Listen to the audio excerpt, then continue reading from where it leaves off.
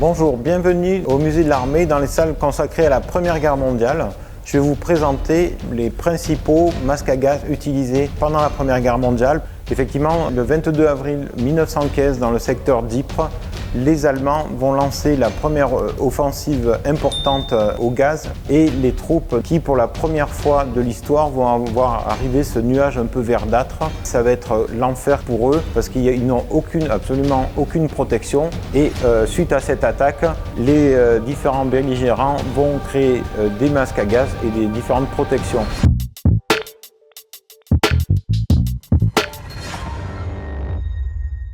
Il y a 4 effets principaux des gaz. Les gaz suffocants, les gaz qui contiennent du chlore, ensuite plus tardivement du phosgène. Les gaz suffocants en fait, vont vous empêcher de respirer, ça va être jusqu'à une détresse respiratoire.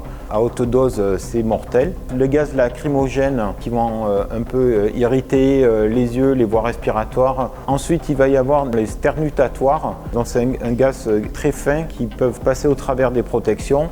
Et le soldat va être obligé de quitter son masque à gaz et de là, en fait, en général, ils sont combinés avec un autre gaz et du coup, ça va obliger le soldat qui a enlevé son masque à gaz à respirer, malheureusement pour lui, l'autre gaz qui est un type suffocant ou vésicant. Et le dernier, effectivement, qui est le plus célèbre, le gaz vésicant, qui est notamment l'hypérite, connu aussi sous le terme gaz moutarde. C'est les Allemands qui vont l'utiliser la première fois en juillet 1917, toujours dans le secteur d'Ypres. Et c'est le pire en fait des gaz parce que c'est un gaz qui va attaquer les voies respiratoires, qui attaque la peau. Et il suffit que vous ayez simplement, que vous soyez en contact avec ce gaz-là pour vous créer des graves lésions.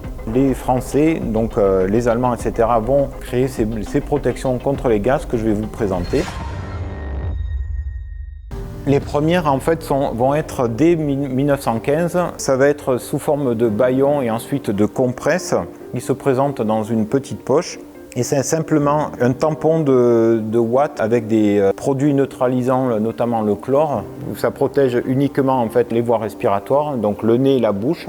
Et ensuite il va y avoir donc des protections pour les yeux, notamment sous ces formes de lunettes. Ça va combiner parce que les lacrymogènes attaquent effectivement les muqueuses et les yeux, ça fait pleurer. Et dès le mois de mai 1915, les Français vont copier la cagoule anti-gaz britannique sous cette forme-là.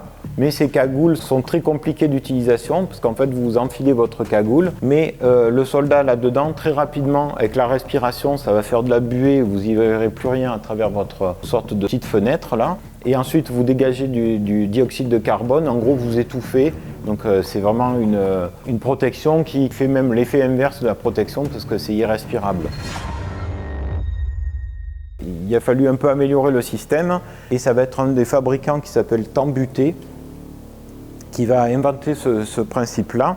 Donc il combine à nouveau des lunettes parce qu'il faut protéger les yeux et ensuite cette forme de masque donc se forme un peu triangulaire. L'avantage c'est que vous avez ce système de sangle que vous passez rapidement derrière la tête et le système est beaucoup plus rapide à mettre que les compresses qu'il faut nouer autour de la tête. Vous imaginez effectivement le soldat qui doit, sous un bombardement chimique, doit rapidement mettre les masques. Donc c'est quasi impossible, vous imaginez un peu la panique. Ensuite, il va y avoir le modèle M2, beaucoup plus efficace, qui est adopté en décembre 1915, mais utilisé surtout à partir des offensives de début 1916. Là, du coup, c'est la création d'un masque complet. Donc ce masque-là était livré dans une petite musette en toile, comme celle-ci. Donc on voit en fait ce système de sangle. Donc le masque M2 se met très facilement et très rapidement autour de la tête. Il protège très efficacement en fait pour les gaz utilisés à l'époque. Et il se transporte également dans ces boîtes en métal. Donc celle-ci a la particularité d'avoir été gravée au nom du soldat, Marcel Coendy, qui était dans un régiment de Riom, donc dans l'Auvergne. Avec l'ultime invention chez les Français qui va être l'ARS 17, donc appareil respiratoire spécial, adopté en janvier 1917, mais qui va être livré que l'année suivante de manière plus intensive en 1918. Et surtout, ça va être l'invention de cette cartouche filtrante qui contient des charbons actifs qui vont pouvoir filtrer les différents types de gaz. L'air que vous inspirez est filtré par les charbons actifs et quand vous respirez, il y a un système de soupape qui l'évacue à l'extérieur, vous n'avez plus les effets de buée. C'est vraiment un des plus efficaces de la Première Guerre mondiale.